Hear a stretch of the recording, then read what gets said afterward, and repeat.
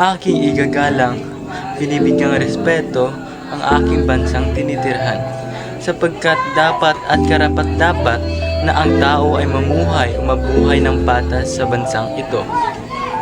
Mga taong hindi dapat ikinakahiya ang kanyang sarili, mapabalat, wika at relihiyon man, sapagkat may karapatan silang pahalagahan ito. Karapatang pantao, ginagalang, pinapahalagahan, sapagkat ang mga tao ay may sariling buhay. Bawat karapatang pantao ay ginagalang at nirespeto sapagkat hindi lang kayo ang nabubuhay sa mundong ito. Bigyang patas ang karapatang pantao, mahirap man o mayaman, panatilihing patas ang pagtrato sa bawat isa.